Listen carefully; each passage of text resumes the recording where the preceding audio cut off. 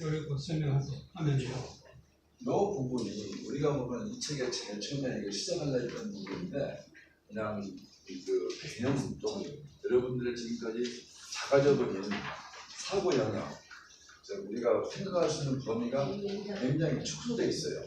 그래서 이것을 좀 개념적으로 좀 크게 좀 전에 보여드렸던 그 환하게 역관처럼 우리가 천지자연은 전부를 한눈으로 바라볼 수 있도록 그 영역을 좀 넓힌다는 의미에서 이번에 그 두 번 강의다 그쪽에 집중을 뒀고, 그리고 그것이 모두 담아낼 수 있는 것이 우리 한국 사람이면 그 언어체계, 언문체계 때문에 그것이 가능할 정도였다는 것을 설명해 드리면서 조금 이 두 번 다 강의를 이렇게 개념 정립을 위해서 했는데, 이 부분을 잠깐 좀 살펴가보면서 어차피 이 출연물이 있으니까 집에서 이것을 예술과 복습하실 때 어떤 방식으로 이것을 이해하고 좀 우선 단어들이 생전 처음 듣는 말입니다. 그래서 이게 단어랑 우리가 공부를 하셔야 되는데 지금은 방법이 없어요. 구글사전도 없지 어느 책에도 여기 있는 단어들을 공부할 수 없는 방법이 없기 때문에 여기서 강의를 듣는 거 하고 여러분들이 각각 상식선에서 생각해서 일단 어려운 단어, 이해되지 않는 단어 이런 단어들은 한쪽으로 아직 우리가 보면 다 이것을 이해하려고 하면 굉장한 공부가 필요합니다. 한쪽으로 제껴놓고 우리가 보면은 대략적으로 이해될 수 있는 부분, 내가 소환해서 부분, 그 부분 이만 소화내시고 점점 가다가 강의를 듣고 이 책을 공부하다 보면은 이 한쪽으로 제껴뒀던 의문의 단어들은 저절로 해소돼요. 지금 당장 아무리 설명이 된다고 해서 그것이 머릿속에 담아지지 않습니다. 근데 이것은 당분간 그렇게 도를 해놓고 시간이 가면 갈수록, 정체를 가면 갈수록 이게 이 말 뜻이구나, 이게 이 말 뜻이구나 그렇게 이해하는 것이 점점 우리 한국의 언어 체계와 자기 생각하는 영역이 점점 커집니다. 그런 개념이니까. 그런 능력이니까 이 훈민정음에 대한 올바른 이해는 이 첫걸음이 바로 그거예요. 우리가 보면은 지금까지 좁아진 시야 이것을 좀 확대해서 봐야 되고, 우리가 무엇이 잘못됐는지를 우선은 제일 먼저 알아야 돼요. 잘못된 것부터 알아야만이 잘못된 것을 바로잡기 위한 노력, 그것이 바로 우리가 말하는 지금 이런 강의를 듣는다든가 책을 사서 공부를 한다든가 공부하는 필요성을 구하는 거예요. 잘못된지 모르면은 계속 잘못된지 모르는 척 계속 갈까하겠는 거죠. 그것을 수습할 수 있는 그것을 멈추고 잘못된 걸 모르고 그 고리를 끊고 잘 되는 길로 지금부터 가면 되잖아요. 그렇죠? 그런 의미입니다. 이 훈민정음은 사실 보면 저 백세를 가르치는 바른서 저렇게 했던 바람에 모든 것이 어긋나고 뒤틀어버렸어요. 우리 생각 구조, 우리 생활 방식, 우리 언어, 역사, 제도 모든 것을 접근할 수 없게끔 이렇게 지금 이 한마디 때문에 모든 것이 어긋나고 보시면은 그 뒷말까지 전부 다 어떻게 어긋난지를 차근차근 보면 지금부터 생각하고 이 잘된 것은 그럼 뭘까? 이거 말고 여기 들은 뜻은 무슨 뜻일까? 그것을 차근차근 알아가는 거예요. 이게 올바르게 알아갈수록 우리의 지금까지 잘못해왔던 그런 지식이나 학식들이 가장 머리에 차 있으니까 차 있는 것을 올바로 알아가는 그 힘으로 전부 걷어내는 거예요. 밀어내는 거예요.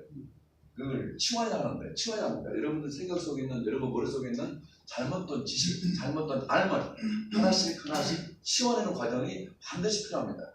이 과정을 거치지 않고서는 그냥 이쪽에 들으면 이쪽에 흘러가 버려요. 머리에 담아지지 않는 뜻입니다. 그런 개념에서 이 훈민정음 정의 하나만 알아도 나머지는 점점 여러분들이 아는 폭이 넓어지고 올바르게 아는 게 차근히 쌓여지면은 그것이 전부 내 것이 되는 거예요. 남의 게 아닙니다. 내가 구해지는 거기 때문에 그것은 앞으로 여러분들이 커다란 능력까지 구해지는 그 미끄럼이 되니까 그런 으로 보시면 됩니다. 여기 보면은 한국어의 업문책이 되어 있죠. 이 훈민정음 정의가 다 이 책을 들다 보면은 결국은 이 말로 귀결이 됩니다. 그리고 훈민정음은 그냥 책 이름이기도 하지만 그 속에 한국어의 원문체계가 다 이미 모두 발표되어 있어요. 근데 그것을 이해를 못하면은 이 말을 뭐 아무리 듣고 써봐도 설명이 안 될 거 아니겠습니까? 그죠? 이 모든 것이 이 한국의 원문 정음체계가 뭔지를 지금부터 알아가는 겁니다. 그러면 이 관계는 이 책 회수본 말고 이 원본 있죠, 원본 자체가 이걸로 모두 기록되어 있어요. 한국어의 원문 자수책으로서. 이것은 나중에 보면은 또 저 위에 우리 한국 고전 있잖아요. 자방 고전하는 그 고전이 우리한테 문헌이 전해져 있습니다. 우리는 그것을 보지 못할 뿐이지. 그 속을 못 봐요. 그 글 속에 있는 글자라든가 글자의 이름도 다 바뀌어 있죠. 훈민정음을 분명히 이 지금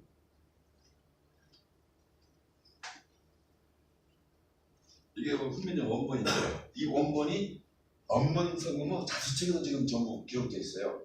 근데 이것은 한자로 보기 때문에 모든 것이 어긋나고 뒤틀어버리죠. 한자로 보는 부적시 이 원문 정음체계가 절대 알 수 없는 길로 가버리게 되어 있어요. 그래서 이것을 한자나 한문으로 보는 것은 지금까지 시기 잘못된 것이었어요.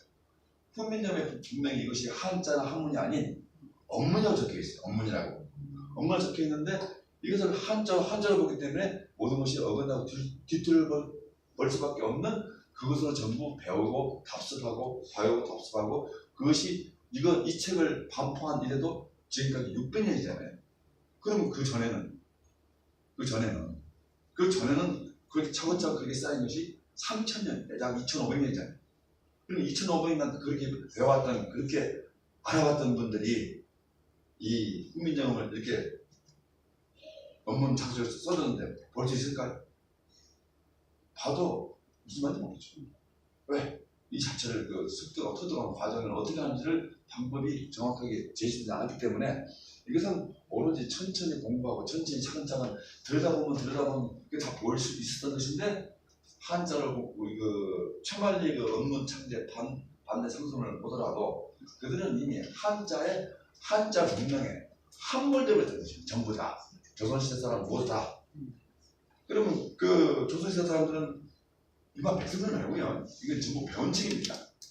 소위 배움의 길에 접어든 그 층들이 한자법에 이미 한자가 함몰되어 있기 때문에 이걸 얼마나 풀어낼 수가 없었던 것이에요. 이건 지금도 마찬가지고요. 이것이 어떻게 제가 이걸 습득하고 터득해서 지금 내서 이 책을 냈고 이 강의가 지금 듣고 있는 거예요. 이건 세종대왕이 이 책을 펴냈던 우리한테 뭘 전하고 싶은지 그대로 풀어낸 거예요. 이걸 또 다른 말로 표현하면은 세종세자의 능력을 볼 수 있는 능력이 저도 부여자는 것입니다. 그러니까 세종성자의 그 능력이 어떻게 발명했는지를 전부 들여다볼 수 있기 때문에 이게 가능했던 것이에요. 그죠? 그러니까 우리 모두는 이 훈민정음을 알면은 세종성결처럼 그만 능력을 갖출 수 있다는 말로 이끌고 됐죠? 이건 그겁니다. 그러면 이것이 언제부터 이것이 우리가 뒤바뀌었냐? 이게 춘추 전국시대부터예요. 그러면 춘추 전국시대부터 모든 것이 뒤바뀌어가지고 우리가 그러니까 이쪽 시대를 환단시대라는데 우리 환단고기 책 아시죠? 환단고기. 네. 그 환단고기가 바로 이 환단시대를 기록해서 우리한테 다시 알 수 있게 해줬는데 이 환단시대를 지금 우리가 제대로 못 봐요. 왜 그러냐? 이 춘추 전국시대 뒤바뀌어버린 주역 한자법 때문에 여기를 못 가는 거예요. 볼 수가 없어요. 그것도 전부 다 한자를 보는데 업문책으로 다양한 데는데 이 업문체계와 언어체계로서 봐야 되는데 한자로 보는데 이게 아예 넘어가지 못해요. 근데 말은 있긴 있으니까 쓰죠. 이게 전부 번역하면은 공지에 붕 뜨는 얘기예요. 정의가 없어요. 그냥 보는 사람마다 이름이 달라지고 말이 달라지고 이 사람 말하면 다르고 저 사람 말하면 다르고 다 틀려요. 똑같은 글자를 가지고도. 그게 이 춘추 전국시대에서 뒤바뀌어버린 주역 한자법 때문에 사실. 그죠? 그 다음 장 넘어가고 싶습니다. 이게 우리가 한자를 만드는 게 누가 만들었는지 하는데 이 중국이나 이 한자라는 것은 중국이 만든 거하고 일본이 만든 거하고 300여 자 만들었다고 하는 자체가 어불성설이에요. 한자 조합입니다. 우리 한글 조합하듯이 우리 보면 기역, 우, 니은 붙으면 군이 되죠. 글자 되죠. 이렇게 똑같은 방식이에요. 이 한자를 갖다 조합하는 것도 반절 조합하는데 반반 잘라가지고 더하고 붙으면 계속 더해서 글자가 대부분 써진 것을 얘네들은 만들었다고 해요. 택도는 소리죠. 그렇죠. 이 그 한자가 원문에는 창제 원리가 다 들어있어요. 이 글자 한 글자마다 다 들어있는데 한자를 배운 사람들은 그걸 볼 수가 없어요. 왜? 이미 한자로 배운 그 즉시 이 겉은 눈 말고요. 머릿속에 우리 사고는 볼 수 있는 눈이 있는데 그 눈이 이미 멀어버렸어요. 왜? 한자로 보는 그 즉시입니다. 이거를 배운 즉시 이미 눈이 멀어버려요. 그러면 겉만 볼 수밖에 없는 거예요. 즉 글자만 본다는 것이죠. 글자 우리는 아직 볼 수 없는 능력이 이미 상실되었다는 것입니다. 그러면 이 원문으로 썼으면은 거기서 풀어낸 것이 이 문에서 풀어낸 것이 언인데 우리 한국 언어인데 언어로 말하면은 그 말이 무슨 말인지 몰라요. 그게 지금 여러분들이 이 어렵다는 이 책 있잖아요. 이게 지금 이 밑에가 전부가 우리 한국 고유 언어 책이에요. 이렇게 설명을 해도 다 알 것 같은데 이해가 안 가요. 왜? 잘못된 이 사고방식, 잘못된 지식이 가득 차 있기 때문에 그것이 방해하는 거예요. 그래서 이것은 사실 보면 한마디 단어를 보면은 모르진 않을 단어인데 연결이 안 되는 거예요. 머릿속에 그러니까 계속 연결시켜서 이것을 생각을 못하는 거예요. 그것이 전부 다 고정관념이요. 고정관념, 선입견 이렇게 말하는데 이미 그것이 고착이 되어버렸어요. 어렸을 때는 아직 유들유들해서 좀 만약에 이런 내용을 지금 우리나 중학교, 초등학생이나 통과하면은 100번 고개를 끄덕입니다.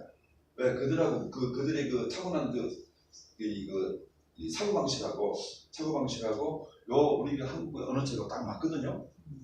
금방 이해를 해요. 근데 나이가 들면 들수록 점점 이해하기 어려워요. 그게 지금 말씀드린 우리가 알고 있는 잘못된 이 배움, 잘못된 공부 방식에 따라서 전부 쌓인 내 고정관념에 여기 보면 창작은 이것들이 방해하는 거예요. 본인은 모르죠. 왜 이해를 못하는지. 근데 그건 여러분들은 차근차근 강의를 들으면 알게 돼 있어요. 이게 육서지법입니다. 이 사차나 의리, 필기문자, 무궁문자, 필기육서 이 말이 아주 지독한 말인데 화면 좀 키워주세요. 조금만 더 화면 좀 해줘요. 그 부분만. 이 부분이 예, 됐습니다. 요 부분이에요. 요거 사차나 의리, 필기문자, 무궁문자, 필기육서가 되어 있는데 이것이 육서지법의 구성, 소위 서문 같은 거예요. 서문. 이 성격을 그대로 여기 압축되어 있는 것이에요. 이것은 그냥 직역입니다. 직역. 저 한자를 갖다가 있는 글자 그대로를 직역하면서 얘네들이 어떻게 글자를 쓰고 어떤 방식으로 했는지를 풀어보니까 무시무시한 말이 여기 압축되어 있는 것이에요. 천하를 이거 뭡니까 이거? 좀 천하를 그린다는 반전일치를 일컫는 즉 거두전리법칙, 용도삼일법. 여기 압축되어 있는 것이 함축되어 있는 것이 이 뜻에서 있는 것이에요. 그러면 우리는 거두전리법칙이라는 말을 사실 처음 들어보죠. 네. 거두절미라는 말은 알아도 법칙이라는 말을 처음 들어봐요. 그렇죠? 이것하고 두 개를 합쳐서 생각을 못하는 것이에요. 왜? 그렇죠? 그렇게 안 되어 있습니다. 머리 구조가. 지금 여러분 사고방식 구조가 그렇게 안 되어 있습니다. 그러면 용도삼도 말도 알아도 필법이라는 붙여놓으니까는 전혀 이해가 안 가는 거예요. 근데 이것이 전체를 우리가 갈라놓으면 음양이치의 반전요법이랍니다. 예, 여기서 말하는 음양이치는 우리가 지금까지 알고 있는 음양이치잖아요. 그죠? 이 음양이치가 또 이 비밀이 여기 들어있어요. 태극을 집어삼킨 음양이치예요. 그러면 태극은 보면 태극이라는 개념도 전부 뒤바뀌어서 태극이라는 정의도 잘 모르는데 근데 뭔가 앞에 머리 부분이 이미 집어삼켜버린 것이에요. 그 둘만 남은 거예요. 음양. 원래는 3개 있어야 되는데 이렇게 3개 있어야 돼요. 3개 있어야 되는데 제 우역결 집어삼켜버리니 2병이 없잖아요. 우리가 하나가 부족해서 한 말 있죠. 우리 한 말 있죠. 여기 이게 하나가 부족하다는 거예요. 원래 3개 이렇게 3층으로 있어야 돼요. 하나 집어삼켜버렸으니 음양밖에 없으니 이 자체가 우리한테는 일도 못하는 재앙을 말하는 재앙을 지금 시작이 이쪽에서부터 해요. 그 방식으로 전부 깨어받친 것이 상형문자, 가차문자 여기 있잖아요. 여기 조금만 더 내려보십시오. 제일 중요한 부분이 이 부분이에요. 이 반드시 돌아온다는 기본 문자를 일컫는즉 반절문자, 한자부수, 부호 이런 걸 말하는 것이에요. 이거 전부 반절문자예요. 이미 이 이후로부터는 제대로 된 것은 있을 수가 없습니다. 얼마든지 있을 수가 없어요. 왜? 하나가 없는 쪽에서 2개가 계속 조합을 거듭할 것인데 그렇게 하면 할수록 어긋남만 있는 거예요. 그것이 여기 들어있잖아요. 끝없이 더욱이나 육두문자를 읽었는즉 여러분 육두문자는 우리 욕으로 알고 있죠?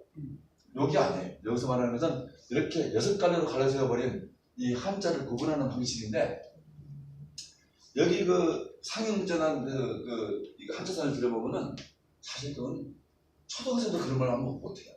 안 해요. 그냥 이건 언어가 아니라 언어를 좀 파괴해버린 거예요. 이거 보세요. 여기 보면은 이 월이라는 것이 있는데 이 월은 우리나라 말은 날이에요. 날이잖아요. 하루하루 하는 날. 이 날이라는 말에는 무엇이 들어있냐 하면은 무한의 시공간이 끝없이 순환된다는 것이 있어요. 시공간. 우리 그 무한의 날이 끝없이 순환된다는 그 뜻이었어요. 이 날자가.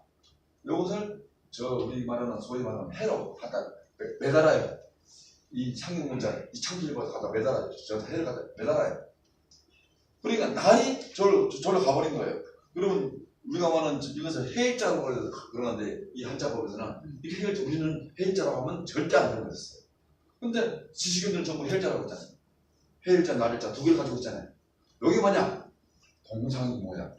내 머릿속에 이미 동상이문이 착착 돼버린 거예요. 하나는 어쩔 때는 날일자를 했다가 어쩔 때는 해일자를 했다가 이렇게 하면은 한 입에 두 말 한 것이 되잖아요. 똑같은 이것은 해가 아닌데 해를 뜻하는 문자가 절대 아니에요.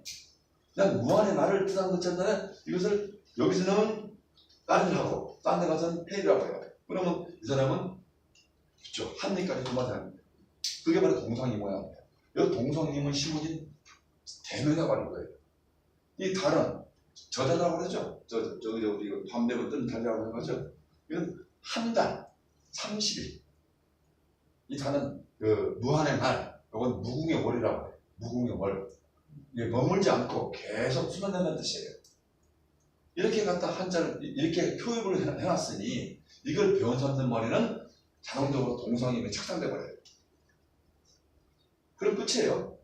그러면 두 번 다시는 본래대로 못 따라가요.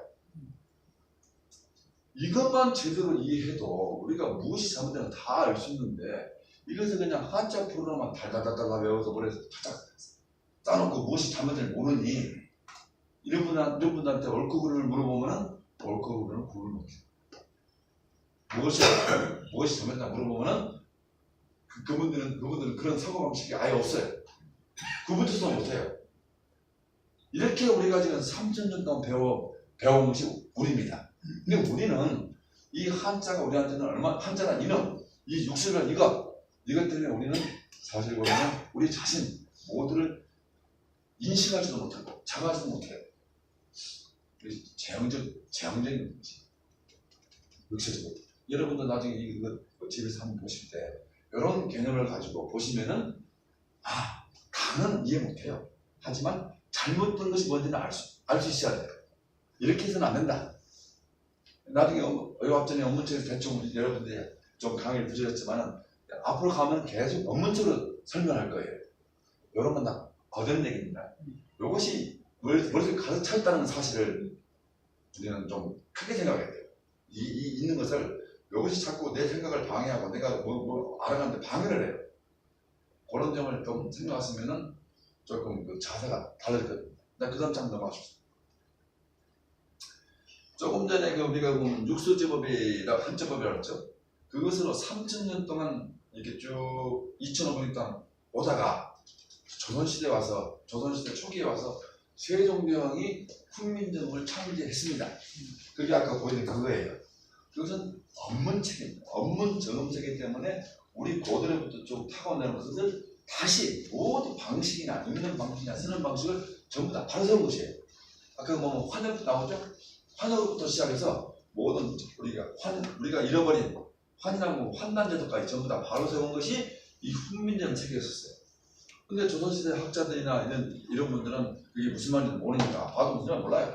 모르게 돼 있어요. 지금하고 똑같아요. 우리가 봐도 이게 무슨 말인지 모르는 거하고. 그러니까 자꾸 엉뚱말 하는 거예요. 딴말. 이 조선 그 시대의 최악의 상태입니다. 30년 동안 쭉 그 육조주법에 따라서 쭉 타고 오다가 최악의 상태에 있는 것이 조선시대. 그러니까 반절법도 완전히 극치해서 버려요. 이게 조금 그 전까지는 여기가 좀 있었는데 여기는 완전히 고착이 되어버려요. 반절법으로. 그게 여기 보면은 한자. 저는 중국 글자로 알고 있죠. 한글은 조선 글자. 근데 중국하고 조선하고 완전히 기억해버려요. 이렇게. 한자는 이름하고 한글이라는 저 이름이 중국하고 조선하고 뒤엉켜서 중국은 머리, 조선은 꼬리. 그게 용두삼이라고 용수사진이 납니다. 글자 그대로 용두삼을 기억한 것이고 용수삼을 기억해버린 것이 저 한자와 한글이라는 이두친명이에요. 그러면 우리는 저 관계를 못 풀어내잖아요. 학생도 못 풀어내. 그러니까 여기 계속 지금 오늘까지 온 거예요. 그러니까 중국은 대고 우리는 소고 이런 사고 방식이 딱 박혀버린 거예요. 골수 박혀버린 거예요. 언어에도 박혀버리고 문자에도 박혀버리고 책에도 박혀버리고 이거 무슨 소리가 거덜날 수 있겠어요. 못하죠. 이거예요. 이것을 우리가 이 시대의 훈민정음의 창기도 반포될 때마다 제일 먼저 달려든 것이 불교 집단이에요. 부처를 섬기는 불교 집단이 달려들었고 이렇게 어제 월인숙보라는 이 책에 머리통을 들어가는 성분입니다. 그것이 소위 우리가 지금 배우고 있는 훈민정음 언어본이 있죠. 언어본. 그것이 세종원의 훈민정음이고 그것이 이 책에다 들어앉혀놓은 것을 다시 발췌해가지고 그 세종원을 떼내고 불교이라는 걸 떼내고 훈민정음 언어본이라고 우리가 알고 있는 것이에요. 이런 과정들을 지식인들이 거론해주지 안 하고 그죠? 그들도 똑같이 그렇게 받아들여 버렸으니 잘될 네가 만무하죠.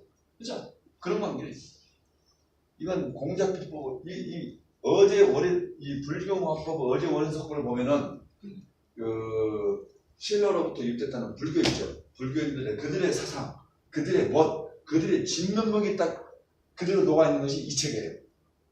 보시면 그들이 말하는 법, 그들이 생각하는 법, 그게 그 안에 다 들어 있어요. 그러니까 따로 불교 경제 안 봐도 돼요. 이게 반면교사의 대명사예요. 반면교사 아시죠? 네. 이 책이 불경헌법 어진성법이라는 것이 우리가 지금까지 알고 있는 불교의 진면목을 보여주는 진면목이 거죠. 뭐냐 하면 그들의 속모습을 다 저희들이 손으로 다 기록한 거예요.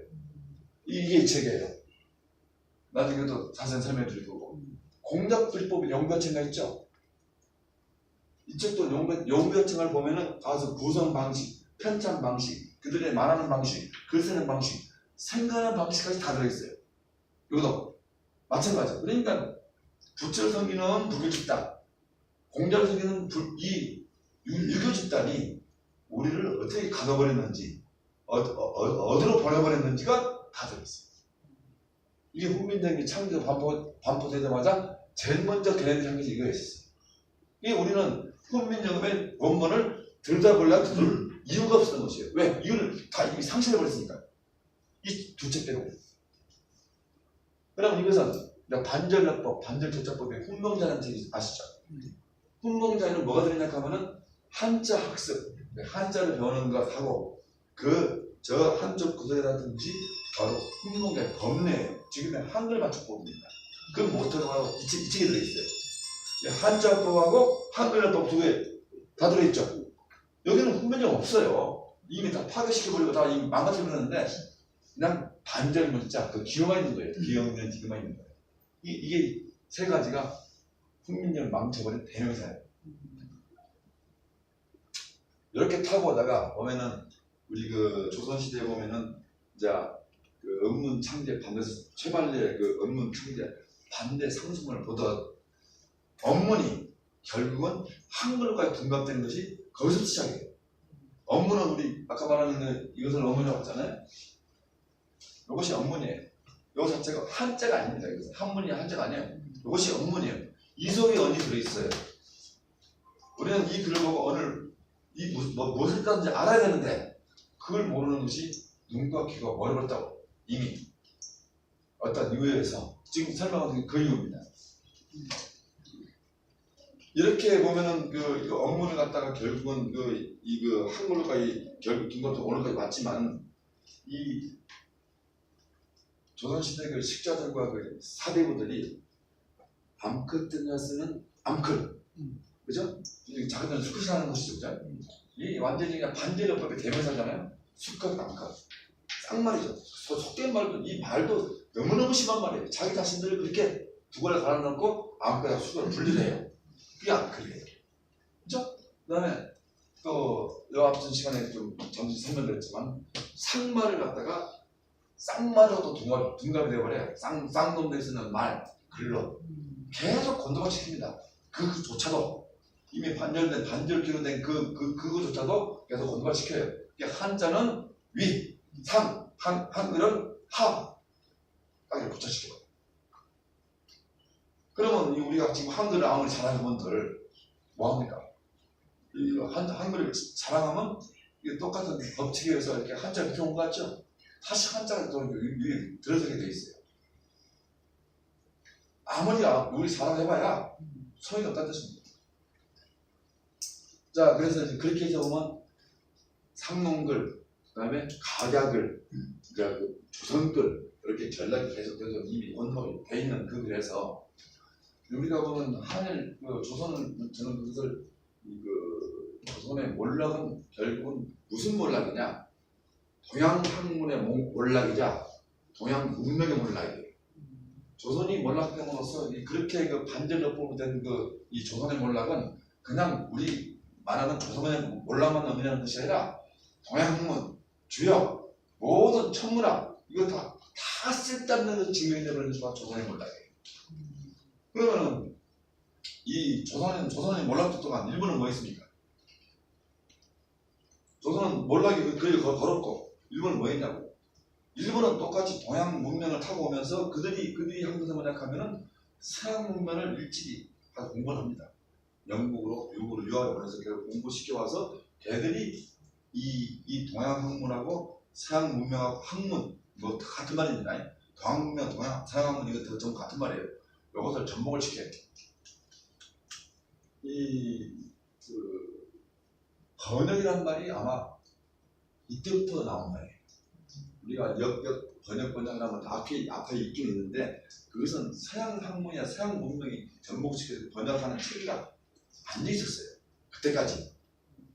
그러니까 서양 사람과 교류를 해도 언어적으로 이것을 교차시키는 방법이 못 찾고 있었던 것이에요. 그걸 찾은 게 일본이에요. 그 힘이 일본이 대동강의 깃발 우일승전기를 내걸 수 있던 그거예요. 이두문법. 일본인들 이두문법이잖아요. 이 이두라는 것은 서양 학문, 동양 학문 이것이 이두예요. 하나씩 머리를 역할하고 있습니다. 한문학이 동양은 머리, 서양에서는 영문학이 머리잖아요. 말머리에 그게. 이 이두잖아요. 동양에서 서양 자체가 머리가 두 개를 갈았다는 뜻이에요. 그 이두문법을 통해서 영어를 한어로 번역하고 한어를 영어로 번역하고 요 교차점이 바로 일본의 이두문법이에요.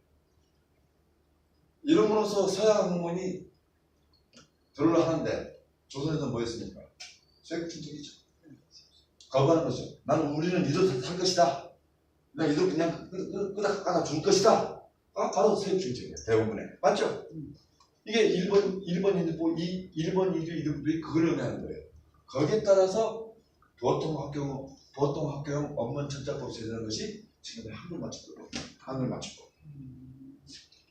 이 말을 일본의 그 업문 철자법과 들여다보면은 뭐라고 말을 하냐 하면은 처음으로 성문을 냈다고 합니다. 선생님 여기 보면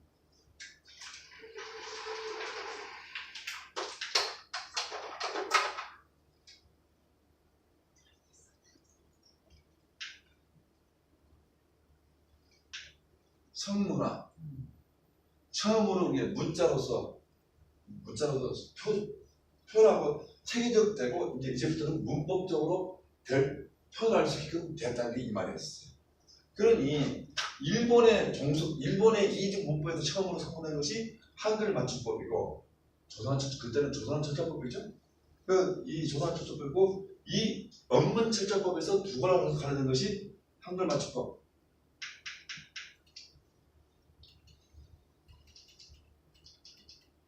그 표준교육.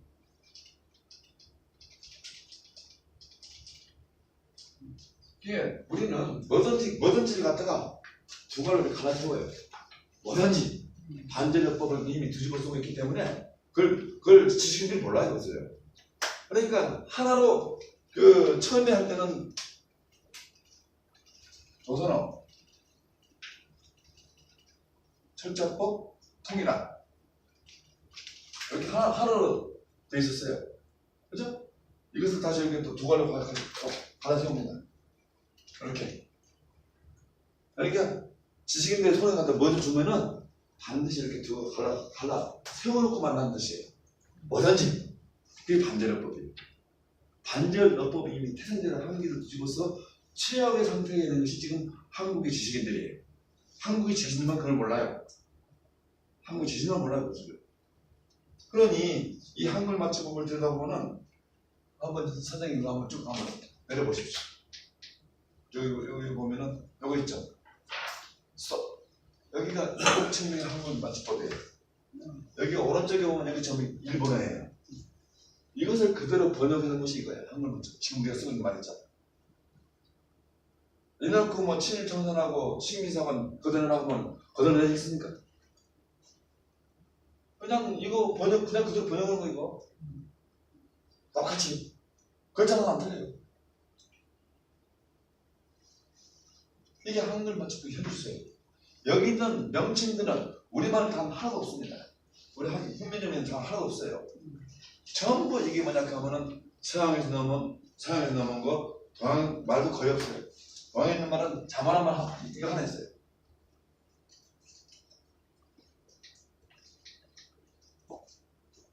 나머지는 좀 서양에서 넘은 서양 문법에 따라서 전부 다 이렇게 된 것을 그대로 번역한 거예요. 영어 한자어 다시 한국어 지금 한글로 이걸 한국어로 할 수 없는 거예요. 이게 한국 아니거든요. 전부 외래어지. 맞죠? 우리 그 하나도 없죠, 그렇죠? 그러니 우리는 지금 말을 하고 살 수가 없는 거지. 우리만 아니에요. 전부 다 우리가 지금 알고 있는 것은 이렇게 되어 있는 것을 이 자문하는 것은 어디서 나오냐 하면은 이게 중국 우문학 있죠? 한우 우문학을 해요. 우문학. 음성 용어예요, 이게. 나머지는 전부 음성 용어고요. 그래서 이렇게 기억해 있는 이 말을 단 하나도 걸리지 못하고 그대로 우리는 믿고 따라가는데 우리는 뭐가 됩니까? 우리는 뭐가 되겠어요? 우리는 뭐라 해야죠? 네? 네, 이것들을 다 알고 나면은 속 터져요. 그냥 그렇다고 모르고 그냥 지나갈 수는 없다. 없는 거 알겠습니까? 그죠? 그냥 모르고 지나갈 수는 없는 거예요.